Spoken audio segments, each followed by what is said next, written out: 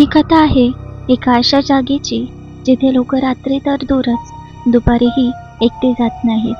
कारण तिथे काहीतरी आहे जे जिवंत नाही, पण पूर्णपणे मृतही नाही.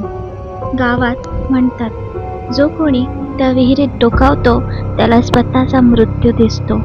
चला ऐकूया रक्त पिणारी विहीर ही भयानक कथा. कोकणातलं आंबेवाडी नावाचं एक गाव. गावाच्या शेवटी एक जुनी विहीर होती. त्या विहिरीजवळ एक विचित्र गोष्ट घडायची. जो कोणी त्या विहिरीत डोकावून बघायचा त्याला पाण्यात स्वतःचा चेहरा दिसायचा, पण तो हळूहळू रक्ताने भरलेला होत जायचा. लोक म्हणायचे त्या विहिरीत एका बाईचा आत्मा राहतो. 30 वर्षापूर्वी लक्ष्मी नावाची बाई त्या विहिरीत पडून मेली होती, पण लोकांना वाटायचं तिला कोणीतरी ढकललं होतं. एक दिवस रोहन नावाचा मुलगा गावात आला. तो म्हणाला, हे सगळं अंधश्रद्धा आहे. तो दुपारीच त्या विहिरीजवळ गेला. आजूबाजूला भयंकर शांतता होती. रोहन हसत विहिरीत डोकावला. पाण्यात त्याचा चेहरा दिसत होता.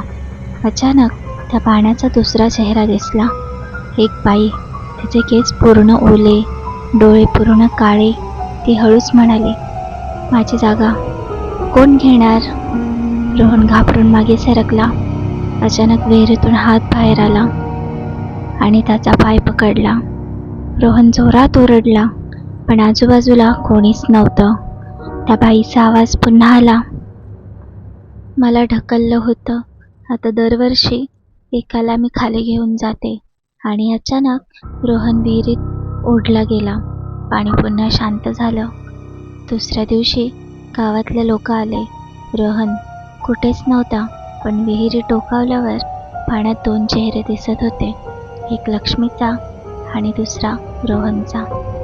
आणि आजही गावातल्या लोकांचं म्हणणं आहे त्या विहिरीतून कधी कधी आवाज येतो, आणखी एक, आणखी एक, आणखी एक.